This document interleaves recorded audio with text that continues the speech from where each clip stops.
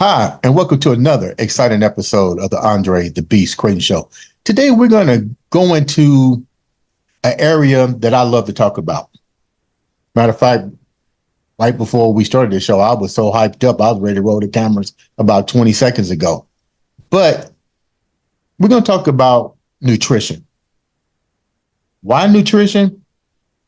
Because as a personal trainer, the number one problem that I see with individuals, male and female, young and upcoming athletes, is their nutritional programming. It's an old saying, you are what you eat. Don't pay that no attention. Red Bull has wings.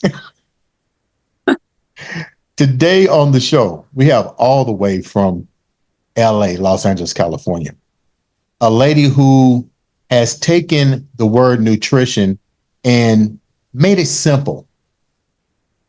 And what I mean by simple is she took a lot of her personal life's experiences and put them into an easy to follow recipe. I'm gonna let her tell you about it. We're gonna walk through those simple recipes. Ladies and gentlemen, welcome to the show, Miss Kim Shapira. Welcome to the show, Kim. Thank you. I'm so happy to be here with you. Kim, tell the viewers a little bit about you before we get into the 6 simple reasons and why you wrote the book that we're going to talk about a little bit later. Yeah. And I really, first of all, I'm so excited about your intro because I think there's so much confusion around nutrition. So I'm excited to have this conversation with you and simplify it for everybody so we can really get everybody on board with taking care of themselves. But I am hype like we did before we rode. Yeah. Yeah. I'm a registered dietitian. I have a degree in human metabolism and clinical nutrition. And I think we both have a similar degree in kinesiology. Mm-hmm. And I've been in private practice for over 25 years. I see about 50 private clients a week. Wow. And I really help people transform, I would say, their limitations when it comes to why they can't lose weight and, more importantly, why they can't keep it off. So my whole focus has been about sustainability. And the truth is, we were talking a little offline about nutrition in general. Yeah, we were. Yeah, but medicine and medical professionals really have less than 20 hours of nutrition education in their degrees. Mm-hmm. And so it really does take a professional who has studied nutrition to, I think, help people understand how much confusion there is. And there is no doubt that nutrition and diet plays a role across every disease state. Mm-hmm. And if we're looking at the quality of our life and how we want to feel, then we have to look at how we're eating, what we're eating, and why we're eating. And we have to be able to change and sustain that change for long-term results. And we also, something else that we talked about yesterday during the pre-interview that's really has a major impact on people is that mental and emotional triggers. Yeah. Take the viewers down a little bit because of your six methods that we're going to talk about actually stem from your growing up. Take us down that road a little bit. Yeah. So, the first thing we all need to know is that as humans, we experience between 3 and 5 emotional triggers in the first 6 years of our life. And we could be in a very loving home. We can be in a very loud home, an unloving home. It doesn't matter. Every single one of us is going to develop between 3 and 5 emotional triggers that are then going to trigger us for the rest of our life, and we're going to have to master. And so when we deal with something traumatizing, or when we experience something new that's traumatizing, we end up with new emotional triggers. Mm-hmm. So like 9/11 or the pandemic. And in my case, I ended up getting sick when I was 12. So I'm 50. And so we're talking about 1986. That's a long time ago. And medicine is obviously very different than it was back in the 80s. Right. But at this time, you know, what I was dealing with was fear and pain. And I remember my mom saying to me on one of my trips to UCLA, "Don't cry, Kim. We'll go shopping after the appointment." And, you know, at this point, and now that I have 3 kids, I can recognize my mom probably should have said, "This is really hard. This is really scary. I understand why you're so afraid. And I'm sorry you're in so much pain." And that should have been it. But I didn't think that and feel that. And I wasn't given permission to experience that. And it's not her fault. I mean, this is just 1986. This is the way it was. And instead, I really quickly grabbed onto, don't worry about how I feel. Think about what I get to shop for and what I get to buy. And I promise you, every appointment that I went to, my entire mindset was, I can't wait to go shopping. And every paper I ever wrote in high school and in college in the beginning was on, you know, Nordstrom's half yearly sale. I was like obsessed with like shopping and the malls. I loved the sound of cash registers. But Kim, you said something a little profound, and I just had this conversation with somebody earlier before coming to the studio. You mentioned that we develop these triggers. Yeah. You said the age of 6, he said the age of 5, but we know it's between those things. But between those ages of the trigger syndrome, what do you remember? Because you went and as you got older, but what was it when did it really start to, what were some of the triggers that you was going through at that age that you remember that outside of the shopping that is still carrying to your life? It's interesting. No one's ever asked me that. It's really interesting. So one thing I would say is I'm a middle kid, and that already gives you an emotional trigger just for being an emotional or being an older or being the baby. You develop a trigger. And just before I even explain that, you have to know, well, I'll come back to that. I'm just all over in my head. So my dad is a talent agent, and which means he represents celebrities, and he has a very good reputation, and he's a very kind and loving man. And we had a very loving relationship, but his expectations of how I would act and how I would look were very high. And I remember somewhere about 15, 20 years ago, sitting across from a client, and it like dawned on me, oh my God, this client has no expectations of what I'm supposed to be looking like right now. Mm-hmm. I don't understand why I put so much pressure on myself to dress a certain way or look a certain way. And it really does stem from like that first few years of my life with those expectations. And again, my dad, and you know, it's not like we want to give our kids triggers or emotional triggers, but we're going to. Right. Right. We all have stuff to work on. And so that was this perfectionism was, I think, stemmed from very early in my life. And what's interesting is my brother and my sister both have it, and my husband does not. How does that make you feel? Well, that's a whole nother thing, because where I try to control things, right, he let me. And when he doesn't let me is when I become emotionally triggered. And that's for me to work through, because I'm not supposed to control anyone. Right. When do you realize that this is getting out of control and is affecting you both mentally, physically, and emotionally? And when do you recognize it? And then how do you set up when do you start actually coming together to put the pieces together? Because you got to have a solution to it. Yeah. I think it's complicated, and I think each person, you know, gets there on their own, but it's very interesting. I've been working on myself, I think, my whole life. I mean, since obviously I got sick when I was younger, I just was always trying to feel better. So I had the advantage of always finding methods that were going to make me feel better. And I always used working out and yoga and mindfulness because I found that those practices really helped me. So I would say, I think we talked about this, but really early in my practice, but even before that, I would say to you, I didn't have food issues. I didn't care about food. Food didn't have a big impact in my life. And I'll tell you, it's because in my mom's life, she had issues in her family growing up, and she's one of 4 sisters.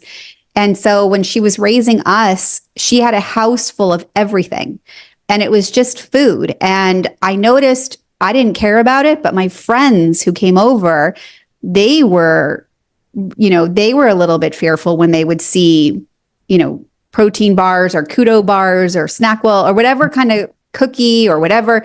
They were very excited about it, where I just saw it and didn't even want it. Did your mom grow up in an environment that necessity was the root of? More restriction, more being told not to eat for certain reasons. Yeah. And so she just we never talked about our bodies. We never talked about food growing up. And it just wasn't an issue. And when I was in high school and I was trying to be well, one of my mentors said to me, food can make you sick or healthy. Right. And this really became like my life force. And I was like, oh my God, I want to pick a career where I can help people get healthy. I knew I wanted to be in a medical profession because I had so many amazing doctors and nurses who had helped me. And so this was how I chose to pick my career. Was I was going to make food healthy for everyone. I was going to teach people about food. And I went to grad school, and it was tough. And again, not super inspired about food, didn't care about it, and couldn't understand. It was the Snackwell eras. It was when people were fearing fat. And I was like, what's wrong with people? Why are people afraid of fat? This is crazy.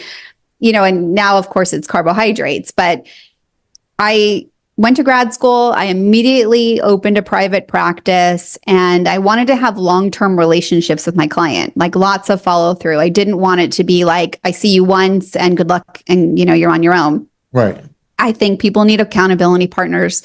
So I started putting my clients on diets because that's what they taught me in grad school. If you eat that's a taboo word, right? Is it though? And I think we need to scream it from the rooftops, because the truth is every one of us has a diet, and it's our lifestyle. It's the way that we eat. It shouldn't be intertwined with restriction. We should not think of it as a negative. We should think of it as just a way of life. Kim, I'm gonna ask you a question. I'm gonna go back real quick. Yeah. How did the correlation between the addiction of shopping and the other 3 addiction have to do with food? How did somebody put those correlations together? How did you do that? Yeah. So, as I was going through this process of always trying to find new ways to feel better, I started recognizing very early on in my practice that my clients are eating the same way that I'm shopping. And here's what I know to be true.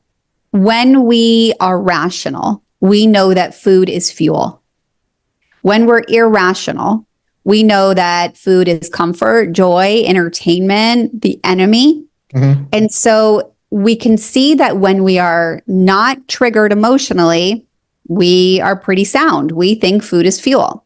When we become emotionally triggered and our mind is trying to help us survive this moment in the most pleasurable way, that's when we rationalize bad ideas.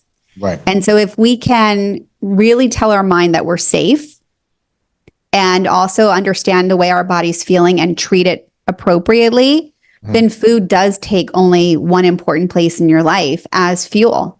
And we become normal eaters. And so as I started recognizing, oh my gosh, they're eating the same way that I'm shopping, I started helping myself. And what that looked like was, okay, I'm thinking about buying this purse. What I'm going to do is I'm going to put that purse on hold and I'm going to walk away. And if I'm still thinking about it, I'm going to see if it's something I need or just something that I want. And I will tell you, around the same time, I was on the phone with my mom. And I was telling her I had to hurry up and get off the phone because there was a sale at Bloomingdale's and I needed to go. And she laughed at me and she goes, Kim, you know, there's a sale at Bloomingdale's every day. Yeah. And I was like so annoyed with her, but then she like planted a seed and I needed to get curious. And what she said was right. And I started using that with my clients. You know, there's food everywhere. Right. You know, there's food on every corner. You know, you can eat that any day of the week for any meal. And Right. again, it was just like, I'm safe. Mhm. I'm safe. Yeah. When you talk about, you recognize that the shopping was your addiction and you was interpreting that as well as your food. What were you suffering from with the food part? Were you just not eating? No, I wasn't suffering from food. I was eating whatever I loved Mhm. and only when I was hungry and only as much as I need, which is really part of my whole method. Mhm. Yeah. That's the question. Yeah. Yeah. You 50 clients, man, you're like me. You got them coming in. I'm proud of you for that. Thank you. What are some of the issues before we get into the 6 methods here? What were some of the main issues that you were seeing from clients that were coming to you, both male and female, and around what age brackets were they? All ages. And I would say fear. And it's fear of missing out. It's fear of not having enough. And it's fear of food being unhealthy. And so I really work hard to help people know that they can be more trusting and that it's easier than they think it is. And so this is really kind of like the intro and how these rules came to be, right? So the first thing before you can even think about what the 6 rules are is understanding where your mind is, right? If we understand our bodies, we're not responsible for telling our hearts to beat, our stomach to digest, our bladders to fill. We're not responsible. Our mind produces 60,000 thoughts a day, and we're taking credit for it. We shouldn't be. Right. We're like you and I having this conversation, my mind is doing its job. Right. But when it's thinking about things or worrying or stressing or preparing or planning or finding more pleasure in this moment, that's the mind's job. And I have to sometimes say to my mind, I'm okay right now. It's okay that I'm stressed. I don't need something to reward myself because I feel worried or stressed or I'm not having fun. So therefore food is a good idea, or I need to go shopping when I can't afford to, right? I have to come back and say to my mind, I'm safe. So I can come into a more trusting place. I mean, nobody woke up this morning and said, oh my God, I'm going to have to pee 6 times today. Where am I going to find those toilets? Yeah. But based on our history, we're going to pee 6 or 7 times today. And Right. guess what? I'm going to do that every single day for the rest of my life. And I've had 21 meals this week and last week and the week before. I can't remember them. So why am I putting so much pressure on myself around food? Right? This you said this took you down to the 6 Yeah. methods. Let's go through each one of them. Not in too much detail, Okay. but let's start in chronological order because you Okay. always have to start with the first. So let's talk about the first one and why you came up with that first one.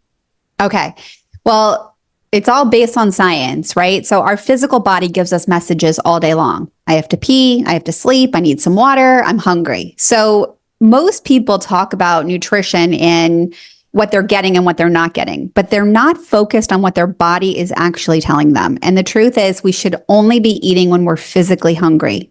We should allow our bodies to be hungry, not stay hungry, but get hungry. And so what that actually means is your metabolism is functioning and your blood sugars are good, right? So the idea is the first rule, eat when you're physically hungry. Take your normal portion, not the chef's portion, not the label, but what you would normally eat, cut it in half and wait 15 minutes to see if you need more food. So what this does is it gives you a fail safe that you won't overeat and you will be hungry again in 3 hours, again, balancing your blood sugar. And that also, when you get hungry and you eat, you're actually telling your body, you're giving it the message you're safe Mhm. and you can give up what is stored. If you overeat, you're giving your body the message, we're storing this for the winter. And if you undereat, you're giving your body the message, there isn't enough food. We have to store everything we have. So again, it comes back to how safe are we making our bodies feel, But right? don't you So we think want that, to, don't you, not to cut you off, but don't you think that that's been the message and it's still the message? It's say for instance, you go out to a restaurant, man, they got so much food on the plate, it's ridiculous. But I literally seen people eat those large portions, you know, and then you turn around and you hear the new commercials where they're preparing these foods for you. How does an individual know what is it an appropriate portion for them? yeah, good Like, question. if I'm But working out, I gotta eat. You know what I mean? So how do you determine that for an individual? well, first you have to know where your mind is, right? So if your mind is like on what you're going to eat next week, it's not here. And so we have to be able to have our mind in this moment so we can scan our body. And like right now, you can probably tell me how badly you have to go to the bathroom or not. You're Right. able to scan in less than a second. And your stomach is right there. You can also scan your stomach and say it's empty or it's not. And if you don't know, don't do anything, right? Until you actually know your stomach is telling you you're hungry. And it should not be painful or scary. But hunger will get louder and louder because your basic survival is at risk and it needs to know. Just like your bladder fills, it gets so uncomfortable and you become like so narrow minded. All you can think about is how badly you have to pee. But the truth is, after you pee, you totally forget that you were even uncomfortable. Mhm. We get hungry, we get hungrier. But if you can't tell if you're hungry, don't do anything. And people who have high body fats, which you probably know this, when you have a higher body fat, you have a slower metabolism, you're not as hungry. Mhm. And the leaner you are, the hungrier you are. And our goal is to have a lean body weight and to be hungry individuals. We want to eat 3 to 5 times a day when we're hungry, only as much as we need now. So we have to begin to trust. And remember, we are very fearful. And what do you think about? I know this is off topic a little bit, but I get so sick and tired when people come to me and say, I'm on the fast diet or I'm on this particular program, or I'm not going to eat for several days. How important is that safe? Is it unsafe? No. What is your take on that? I'm not going to give my take because we'll be here all day. Yeah, it's totally unsafe. Our body relies on blood sugar. We only have about 5 hours of fuel in our liver at any given time. And if you are restricting, you're basically giving the message, hold on to whatever you have, and it slows down your metabolism. It comes down to you want to increase your metabolism, you want to increase your lean body mass. And if you are stopping eating after dinner and you're waiting 3 to 6 hours before bed, you're not eating. This is ideal. And then you're eating at breakfast, which is maybe 7 o'clock in the morning, you're already dealing with a 12-hour fast. That's all we need. That's what we need, not a longer fast. And I think you not eating slows your metabolism and also causes a restriction, which then sets you up for binge eating. Does it also cause the body to go into what is called catabolic syndrome? Yeah, we don't want that at all. We don't want that, especially as we're getting older. We want to preserve all of that muscle. Okay. So let's go to the second part of the method and explain why that is important and how you came up with that. So the second rule is to eat what you love and to make sure the food loves you back. Like So cheesecake. I was Like cheesecake. it's funny. Some people immediately go into, well, I only love cheesecake. Yeah. But the rule is to only eat the cheesecake when you're hungry and to start with half. And the truth is, nobody's hungry for cheesecake. Right. Yeah. Right. It's funny that you say that because I tell people I don't want cheesecake all the time, but when I do, I want it, but I'm not going to eat the whole cheesecake. It's too rich, first of all. So, but give me a little more about phase 2. Yeah. So people, again, remember, we make choices from a place of fear or trust, and there's a lot of confusion. And so people are thinking one thing is healthy or unhealthy. They should eat it. They shouldn't. They can't. And there's so much shame and persecution. So this rule really teaches you to honor what your body's feeling. So do you have headaches, clear throat? Do you get bloated, nauseous, gassy? Are you constipated? Do you have diarrhea? Do you have any joint pain? Is there an inflammatory issue going on with your body? And are the foods that you are eating that you think are healthy actually causing an inflammatory response? And can we really clean up your diet so that way you're eating foods that are not toxic to you, or you're healing your body enough so you're not affected by food? And this is really the first place where somebody is going to heal their disordered eating habits. Yeah. What do you think about like today I was getting ready to come to the studio, and I hate to say it, I'm sick of hearing this word, glucose tolerant, lactose free, gluten free. What's your take on all this? Honestly, I think it's a really good time right now for anyone who has any inflammatory issues for any one of those ingredients. But the truth is, we don't all have issues with those ingredients. Thank you. And so it's very important for you to know what you're going through and what your body needs. And there's lots of great food sensitivity tests. And even if you're sensitive to a food now, it doesn't mean you always will be. These are not allergies. And it really just means you need to work on healing the lining of your gut.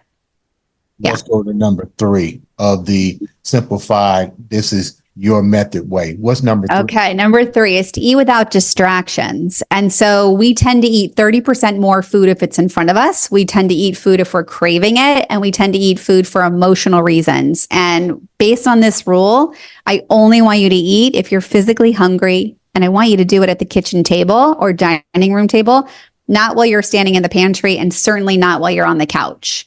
So it's removing distractions. You know what? Me and you think just alike. And it's funny. I tell people food presentation plays a key factor in your nutritional regimen. And they'd be like, well, why? I said, why do you think you go to restaurants? You like the environment. You like the presentation. You like the cutlery. You like the atmosphere. It relaxes you. It makes you enjoy the food. How important is that for you on your 1 to 6 scale? Yeah, I mean, I would say it's really important, mostly, and what you're saying basically is the key to finding joy also in the journey. Most people are so terrified of a buffet, or, what their friend is going to order, or that their friend is going to order too much food and they're not hungry. The reality is we need to look up from the food, and we need to look around the table, and we need to take in all the sights and the sounds, and we need to really enjoy everything else and only eat what we need right now, trusting we can go back to that restaurant or finishing that meal tomorrow. We won't remember what we ate, but we will remember who we were with and where we were. That was awesome. How much of this is being practiced so far at your house? I hope it's always been practiced. I mean, this is the way that I raised my family. Yeah. Yeah, for sure. Let's go to number 4. Number 4 is on the top 6. Number 4 is 10,000 steps every day. So the average American is getting 3,000. We know scientifically that we need 7,000, and that decreases our risk of sudden death by 50%. And it will decrease our risk of almost every disease. But what I found to be true is that my clients need 10,000 because I'm not looking for them to lose weight. I'm looking for them to maintain that weight loss. And we need active lifestyles. So 10,000 steps helps us maintain our weight. It helps improve our circadian rhythms, which is our wake and sleep cycles, our hormone balance, our digestion, and our mood. It's not negotiable. And we can do it lifting weights, spin classes. I don't care how you do it. You got to move. I'm glad you said that, because how important is strength conditioning for bone mass for both men and women as we begin to age? How often do you recommend that, and do you find out of the clients that you have that that's one area in which they're lacking? Because a lot of people do walk, but they don't understand the importance of building that and maintaining that lean muscle mass, especially when I have clients who the first thing they do is do like this, women. And, I'm like, well, okay, you've been in a catabolic state for quite some time. It's going to take just as longer to build that degree of muscle mass. How do you share that with your clients and help them to understand that importance.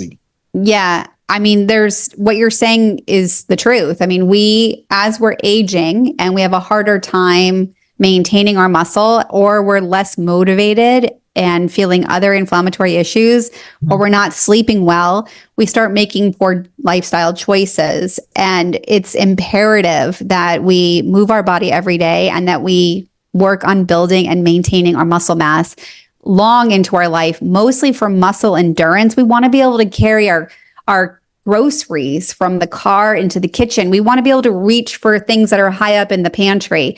We want to be dealing with maintaining our balance and our muscular structure. So, and lean body mass, because, we want to reduce any extra, weight and disease risk. So very, very important.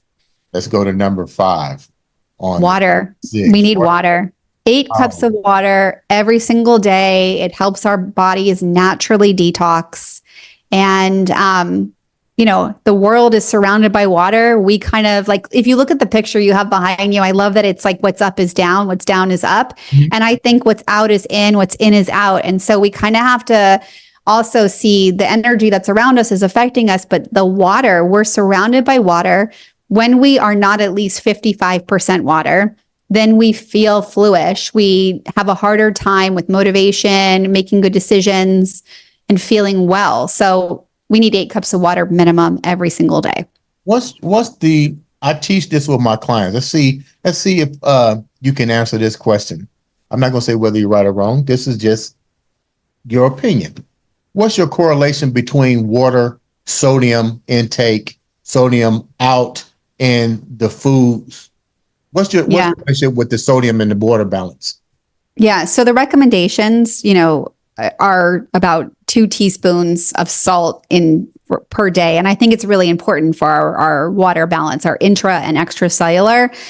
But what you're asking is a really loaded question. So if you're having a diet that's really high in sodium, this is going to cause your extracellular fluid to move intracellularly. And this is going to feel like bloating. You might see the weight increase on a scale, and then it takes 3 days from that intracellular to move back out to extracellular.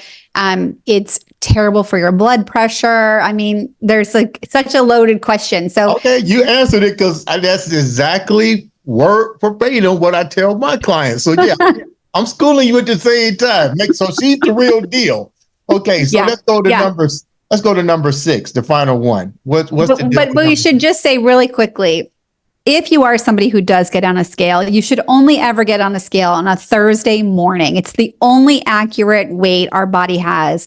We see an increase in our weight on Saturday. It's our highest weight on Monday, and it takes 3 days for all that water weight to go back to normal. So Thursday is the only most normal weight that you should ever weigh.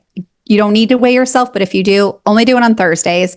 And also be aware, if you're having something salty, it's going to cause water weight, and it's not actual weight gain. So be kind to yourself. Don't even get on the scale, and just be aware of that. Okay. The last rule is to get 7 hours of sleep every night.